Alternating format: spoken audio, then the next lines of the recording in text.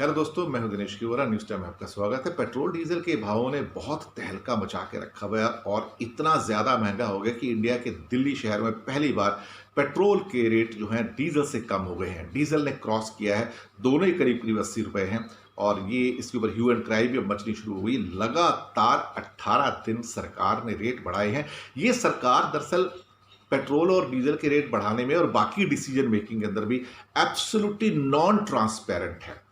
ये डेमोक्रेसी तो है, लेकिन ये जो काम कर रही है वो डेमोक्रेसी के हिसाब से काम नहीं करती है।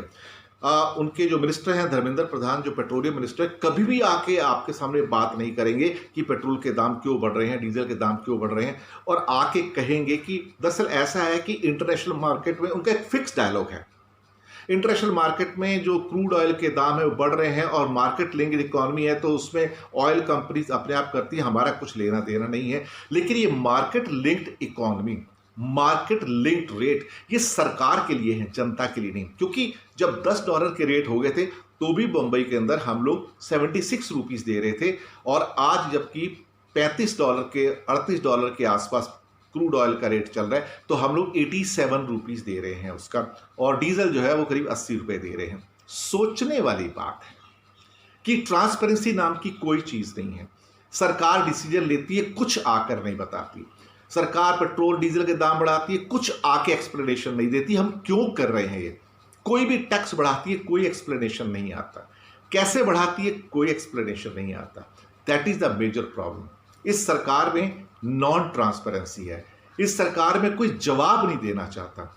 जब प्रधानमंत्री ही प्रेस कॉन्फ्रेंस कभी नहीं करते, पूरी दुनिया में डेमोक्रेटिक सेटअप के अंदर, जो डेमोक्रेटिक कंट्री है, Narendra Modi is the only prime minister in the world, only head of state in the world as a democratic country who never gives the answer in the press conference. वो कभी press conference करते ही नहीं है। अब आप democracy के अंदर answerable नहीं है, आपको कोई क्वेश्चन भी नहीं कर सकता है, ये हालात हैं।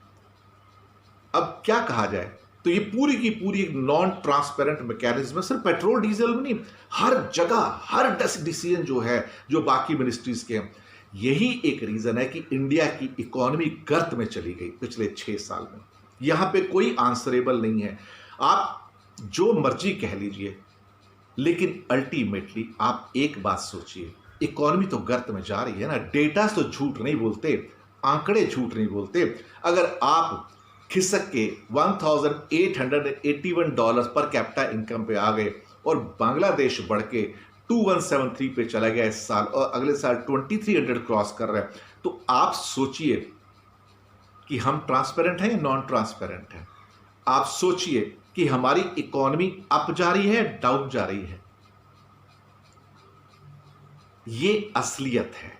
पर इसे शायद वो जो भक्त लोग हैं ना, ब्लाइंड जो लोग फॉलोवर्स हैं बीजेपी के, वो नहीं मानते ना।